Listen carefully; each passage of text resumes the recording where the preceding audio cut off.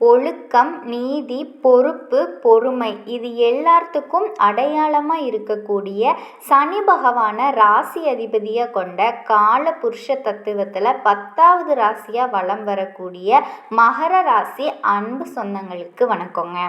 மகர ராசி பொதுவாகவே நல்ல உழைப்பாளிங்க, அடக்கமான வாழ்க்கை நடைமுறை, அறிவு, நீதி இவங்க பேசுகிறாங்க அப்படின்னா அதில் நீதி இருக்குது, நியாயம் இருக்குது. சனி பகவான் எப்படி விரோதம் காட்டினாலும், அதாவது நம்மளை சோதிச்சாலும் நம்மளுடைய வளர்ச்சிக்காக மட்டும்தான் கடைசியில் பார்த்தோன்னா அது மாதிரி தான்.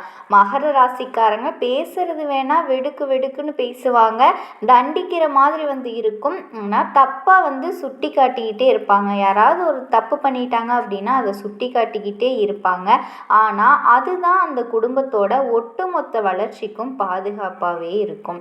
ஸோ இப்படி தாங்க மகர ராசி ஒரு வீட்டில் இருந்தால் அந்த குடும்பத்துடைய ஒழுக்கம் நல்ல வளர்ச்சி பெறும். குடும்பத்தோட ஒட்டுமொத்த வளர்ச்சியுமே இவங்க கையில தான் இருக்கணும். பொறுமையானவங்க, கட்டுப்பாடா இருப்பாங்க, ஒழுக்கமா இருப்பாங்க, கடினமா உழைப்பாங்க, தன்னோட இலக்கை அடையிற வரைக்கும் விடாமுயற்சியா இருப்பாங்க. எப்பவுமே நடக்கிறது தான் பேசுவாங்க. ஆனால் தன்னோட உணர்ச்சியை வெளிப்படுத்துறதுல கொஞ்சம் மந்தமாக இருப்பாங்க. ஏன்னா மந்தக்காரகன்னு சொல்லிட்டு நம்ம சனி பகவானை சொல்லலாம். அந்த சாயல் மகர ராசிக்கிட்ட இருக்கும். அன்பை வெளிக்காட்ட மாட்டாங்க, வாக்கு கொடுக்க மாட்டாங்க. ஆனால் உள்ளுக்குள்ள ஆழமான பாசத்துக்கு சொந்தக்காரங்க. இவங்களை பொறுத்த வரைக்கும் நீதி, நேர்மை, நியாயம் இதுதான் வாழ்க்கை. இதை தாண்டி ஏதாச்சும் ஒன்று தேவைனா கூட வேண்டான்னு ஒதுக்கக்கூடிய ஆட்கள். அதையே தான் மற்றவங்க கிட்டையும் எதிர்பார்ப்பாங்க. இதனாலேயே மகர ராசிக்கு யாரையுமே, அதாவது மகர ராசியை யாருக்குமே பிடிக்காது. வந்துட்டான்ப்பா ஏழ்ற, இதை கூட இவங்களுக்கு அடையாளமாக பேர் வச்சுருப்பாங்க. மகர ராசிக்காரர்களுக்கு கண்டிப்பாக நம்ம சொல்லக்கூடிய விஷயங்கள் பொருந்துங்க. அப்படி பொருந்துச்சுன்னா கண்டிப்பாக பதிவிடுங்க. இப்போது சனி பகவான் அதிபதி நம்முடைய வாழ்க்கையை பார்த்திங்கன்னா ரொம்ப போராடக்கூடிய நிலையில தான் போயிட்டுருக்கு. இன்னைக்கு மாறும், நாளைக்கு மாறும், நாளான்னைக்கு மாறும், இப்படி எதிர்பார்ப்போடையே வாழ்க்கை போய்கிட்டு இருக்கு. ஆன்மீகத்தையும் ஆண்டவனையும் ரொம்ப நம்பக்கூடியவங்க நீங்கள், ஓகேங்களா? உங்களை பொறுத்த வரைக்கும் இப்போ ஒரு உறவால், அதாவது 200% ஒரு உறவால் நீங்கள் ரொம்ப வாழ்க்கையில் பாதிக்கப்பட்டிருக்கீங்க. இப்போ யோசிப்பீங்க, அது என்ன உறவு, எனக்கு என்ன நல்லது நடந்துட போகுது, என்ன தான் யாருக்குமே பிடிக்கிறது இல்லையே, கடவுளுக்கே என்னைய பிடிக்கல போல, எதுவுமே இது வரைக்கும் நல்லதாகவே நடக்கிறதுக்கு வாய்ப்பே கொடுக்கல. குடும்ப வாழ்க்கையே பார்த்திங்கன்னா ரொம்ப கஷ்டமாக தான் போய்கிட்டு இருக்கு. பொருளாதாரம், நிதி எல்லாமே பயங்கரமான ஒரு கிட்டத்தட்ட ஒரு இந்த பிச்சை எடுக்காத குறை தான். அந்த மாதிரி நிறைய கடன் தொல்லைகளில் மாட்டிக்கிட்டு முடிச்சிருப்பீங்க. ஸோ இதிலிருந்து ஒரு மாற்றத்தை, ஏற்றத்தை தரக்கூடிய அமைப்பு அசுரர்களினுடைய குரு, அதுவும் வெள்ளி கிரகத்தினுடைய நாயக்கர்னு சொல்லக்கூடிய சுக்கிர பகவான் உங்கள் ராசி கட்டத்திலிருந்து 5க்குரியவர். ஆனால் 7ஆம் இடத்துக்கு பெயர்ச்சி ஆகிறாரு. சந்திர பகவானினுடைய வீடு குருவுடைய ஆதிக்கம் இருக்கக்கூடிய வீடு. ஸோ இந்த அமைப்பு, குரு அப்படின்னாவே என்ன, தனக்காரகன் இல்லையா? அப்போ பணம் இருக்கக்கூடிய இடத்துக்கு சுக்கிர பகவான் போகிறது. சுக்கிர பகவான் ஒரு ஜாதகத்தில் நல்ல நிலையில் இருந்துட்டா அந்த ஆள் பார்த்தா ரொம்ப நல்லா இருப்பான் அப்படிங்கிறது பொதுப்படியாக எல்லாருக்குமே தெரிஞ்ச ஒரு விஷயந்தான். நவ கிரகங்களில் குருவை எப்படி சுபக்கிரகம்னு சொல்லுவோமோ அதே மாதிரி தான் சுக்கிர பகவானை நம்ம சுபக்கிரகம்னு சொல்லுவோம். சேர்ந்த சுபக்கிரகத்தினால நம்முடைய மகர ராசிக்கு எப்படி ஏற்றம் மாற்றம். உங்களை பொறுத்த வரைக்கும் நான் 7ஆம் வீடுன்னு சொல்லிட்டேன். ஒரு ஜாதகக்காரருக்கு அவருடைய லக்ன கட்டத்தில் 7ஆம் இடத்துல, 7ஆம் இடம் அப்படிங்கிறது பார்த்திங்கன்னா கணவன் மனைவி கூட்டணி, உறவு, பங்குதாரர்கள், சமூகம் இது எல்லாமே குறிக்கக்கூடிய ஒரு இடம். இப்போ என்கிட்ட ஒருத்தங்க பார்த்தீங்கன்னா திருமணம் எப்பவுமே அமையும், திருமண வாழ்க்கை எனக்கு இப்படி கஷ்டத்தில் இருக்கு அப்படின்னா அந்த 7ஆம் இடத்தை பார்ப்போம். சோர்ந்த 7வது வீடை இப்போ சுக்கிர பகவானினுடைய அமைப்பு எப்படி பார்க்குது அப்படின்னா திருமண வாழ்க்கையில இனிமை, கணவன் மனைவி உறவுல நல்லிணக்கம், காதல் வாழ்க்கை சிறப்பாக இருக்கும், புதிய உறவு உருவாகக்கூடிய வாய்ப்பு இருக்குது, திருமணம் ஆகிறதுக்கு ஒரு சம்பந்தம் வருது, இந்த வீட்டில் பொண்ணு எடுக்கிறாங்க, பொண்ணு பொண்ணு கொடுக்குறாங்க, மாப்பிள்ளை கொடுக்குறாங்க அப்படின்னா 2 குடும்பமும் இணையிறது தாங்க சொந்த பந்தங்கள். ஸோ புதிய உறவுகள் உருவாகக்கூடிய அமைப்பு, தொழில் கூட்டாளிகள் மூலம் வளர்ச்சி.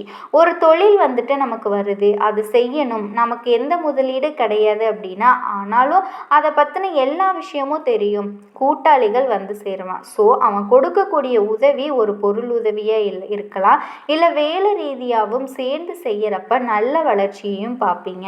அதே மாதிரி மக்கள் தொடர்புடைய வேலை, மார்க்கெட்டிங் பிரிவு, சினிமா, இந்த மாதிரி விஷயங்களில் மகர ராசிக்காரர்களுக்கு எல்லாமே புகழ் பெற போகிறீங்க. உங்களுடைய உச்சத்தில் இருக்காம்பா அப்படின்னு சொல்லுவாங்க இல்லையா?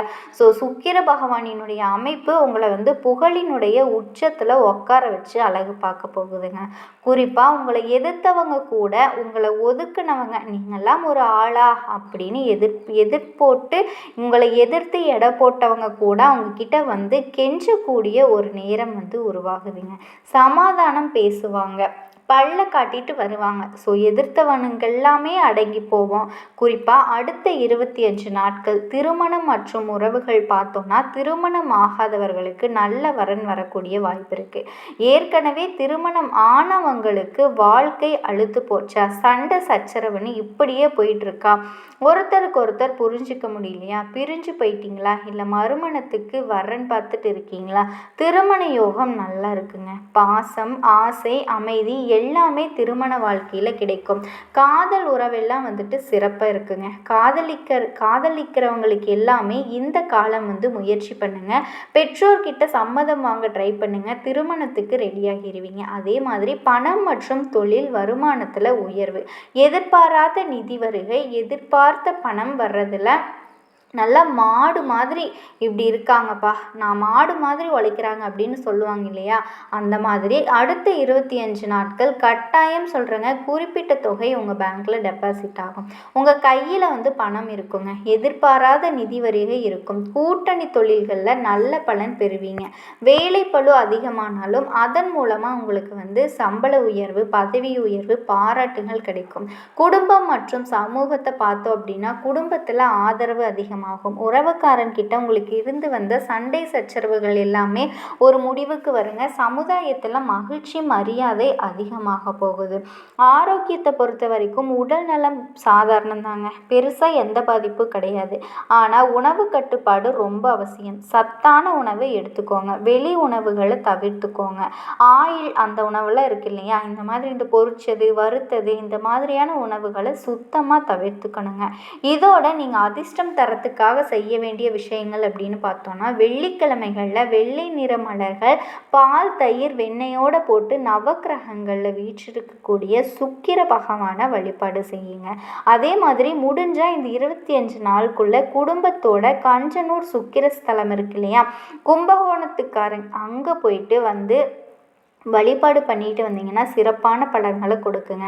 அதே மாதிரி அனுதினமும் சொல்ல வேண்டிய மந்திர சொல் 16 முறை, 21 முறை, 108 முறை, எத்தனை முறை உங்களால் சொல்ல முடியுமோ அதை சொல்லுங்கள். ஓம் சுக்ராய நமக இந்த மந்திரத்தை தினமும் 108 முறை சொல்கிறது மகரத்திற்கு வளம் சேர்க்கும். அதே போல் ஏழை எளிய மக்களுக்கு உணவு, உடை தானம் கொடுங்க. உணவுன்னு பார்த்தோன்னா பால் கொடுங்க, அரிசி கொடுங்க, வெள்ளை ஆடைகளை கொடுங்க. ஏன் வெள்ளை சொல்கிறேன், சுக்கிர பகவானுக்கு உரிய நிறம் வெள்ளதாங்க. நீங்கள் கொடுக்கறத கொடுக்குறீங்க, வெண்மை நிறத்தில் கொடுக்குறப்ப சுக்கிர பகவானினுடைய அனுகிரகம் கொஞ்சம் கூடுதலாகவே கிடைக்குங்க. சிறப்பு பலன்கள்னே சொல்லலாம். அதே மாதிரி கணவன் மனைவிக்கெல்லாம் ஒருவருக்கொருவர் வந்து அந்யோன்யமாக நடந்துக்குவீங்க. இத்தனை நாளும் விட்டு கொடுக்காம பேசிக்கிட்டு இருந்தீங்க, இனிமேல் ஒரு படி இறங்கி வந்து உங்கள் துணைக்கிட்ட சிறப்பாக வாழ போகிறீங்க.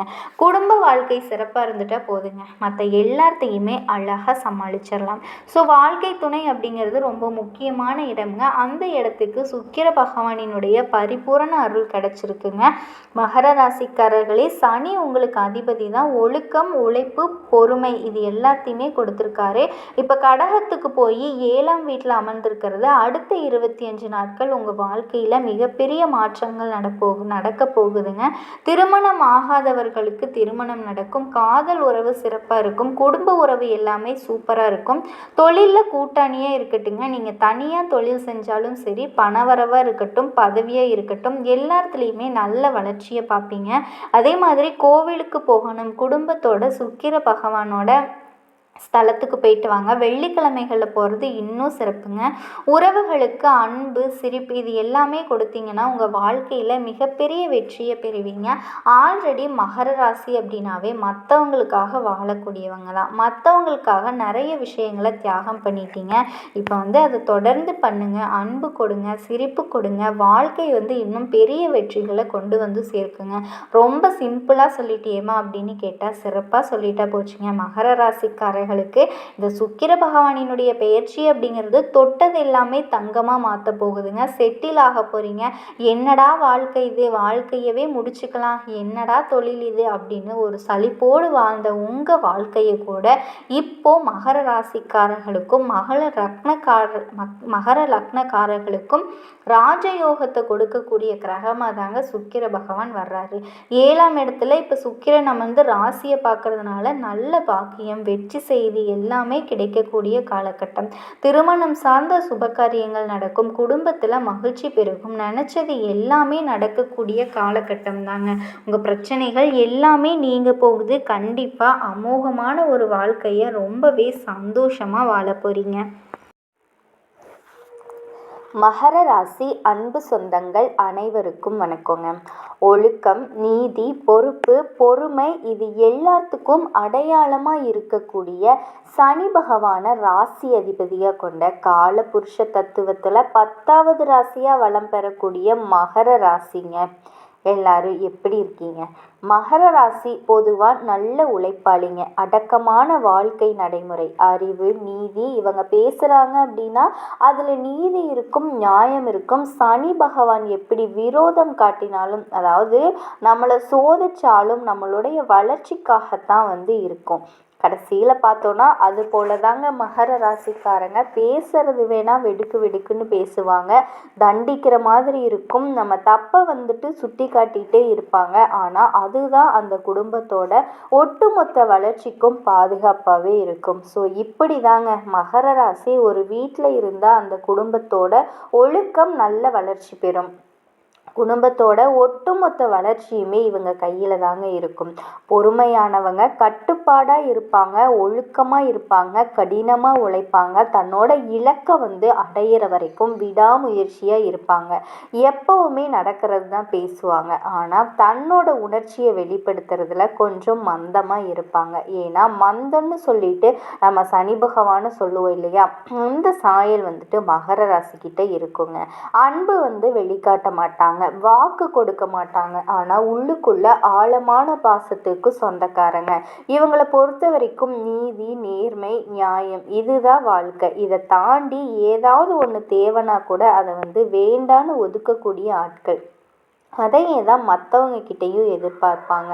இதனாலேயே மகர ராசியை யாருக்கும் பிடிக்காது. வந்துட்டாம்ப்பா ஏழ்ற, இது கூட இவங்களுக்கு அடையாளமாக பேர் வச்சுருப்பாங்க. மகர ராசிக்காரங்களுக்கு நம்ம சொல்லக்கூடிய விஷயங்கள் பொருத்தமாக இருந்ததுன்னா கண்டிப்பாக கமெண்ட் பண்ணுங்கள். இப்போது சனி பகவான் அதிபதி நம்மளுடைய வாழ்க்கை பார்த்திங்க அப்படின்னா ரொம்ப போராடக்கூடிய நிலையில தாங்க போய்கிட்டு இருக்கு. இன்னைக்கு மாறும், நாளைக்கு மாறும், நாளான்னைக்கு மாறும், இப்படி எதிர்பார்ப்போடையும் போய்கிட்டு இருக்கு. ஆன்மீகத்தையும் ஆண்டவனையும் ரொம்ப நம்பக்கூடியவங்க நீங்க, ஓகேங்களா?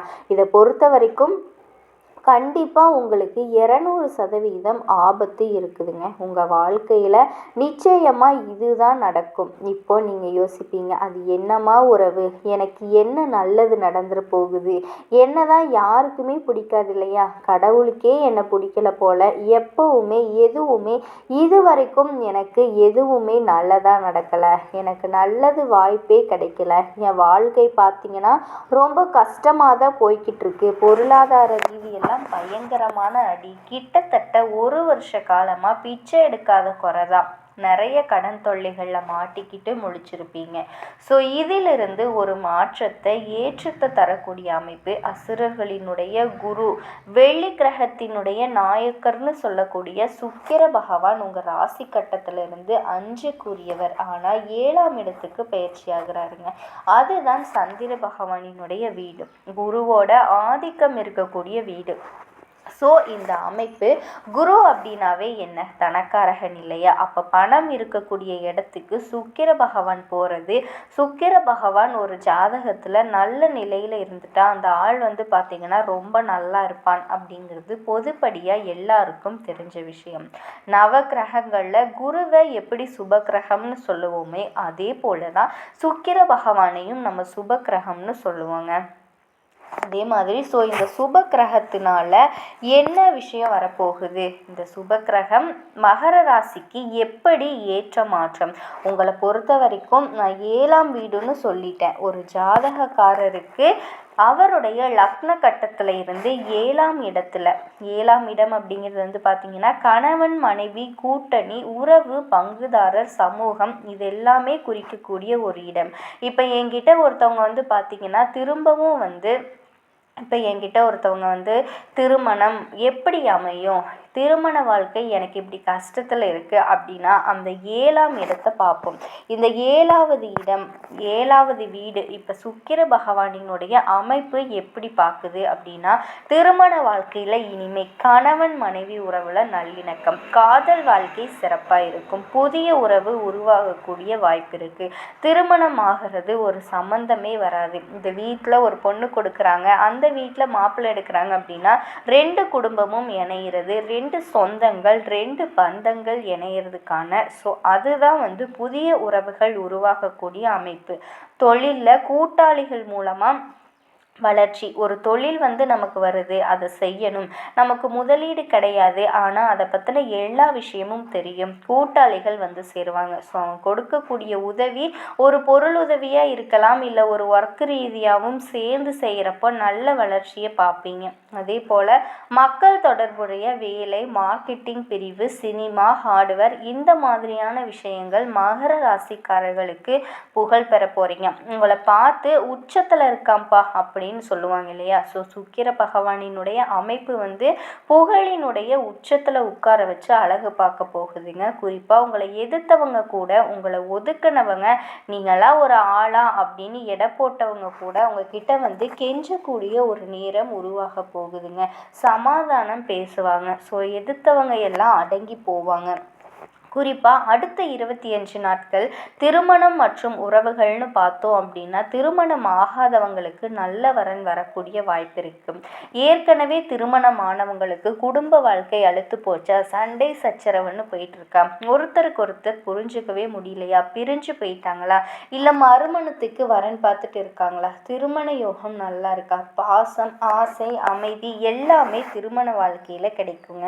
காதல் உறவெல்லாம் சிறப்பாக இருக்கும். காதலிக்கிறவங்களுக்கெல்லாம் இந்த கால முயற்சி பண்ணுங்க. பெற்றோர்கள்கிட்ட சம்மதம் வாங்க ட்ரை பண்ணுங்க.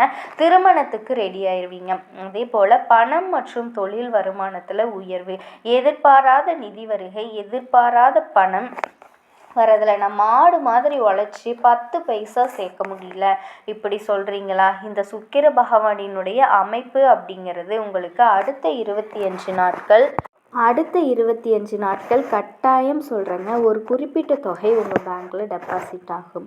உங்கள் கையில் பணம் இருக்கும். எதிர்பாராத நிதி வருகை இருக்கும். கூட்டணி தொழில்களில் நல்ல பலன்கள் பெறுவீங்க. வேலைப்பளு அதிகமானாலும் அதன் மூலமாக பதவி உயர்வு, பாராட்டுகள் கிடைக்கும். குடும்பம் மற்றும் சமூகத்தை பார்த்தோம் அப்படின்னா குடும்பத்தில் ஆதரவு அதிகமாகுங்க. உறவுக்காரர்கள் கிட்ட உங்களுக்கு இருந்து வந்த சண்டை சச்சரவுகள் ஒரு முடிவுக்கு வரும். சமுதாயத்தில் மதிப்பு மரியாதை அதிகமாக போகுது. ஆரோக்கியத்தை பொறுத்த வரைக்கும் உடல் நலம் சாதாரணமாக தாங்க இருக்குது. பெருசாக பாதிப்பு கிடையாது. ஆனால் உணவு கட்டுப்பாடு ரொம்ப அவசியம். சத்தான உணவுகள் எடுத்துக்கோங்க. வெளி உணவுகளை தவிர்த்துக்கோங்க.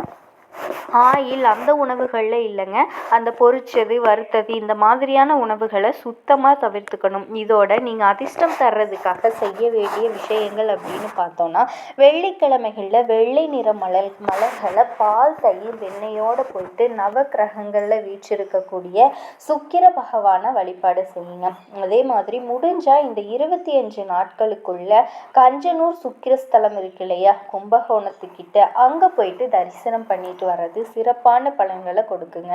அதே மாதிரி நீங்கள் அனுதினமும் சொல்ல வேண்டிய மந்திர சொல் 16 முறை, 21 முறை அல்லது 108 முறை, எத்தனை முறை உங்களால் சொல்ல முடியுமோ ஓம் சுக்கிராய நமக, இந்த மந்திரத்தை தினமும் 108 முறை சொல்கிறது மகரத்திற்கு வளம் சேர்க்கும், பலம் சேர்க்கும்.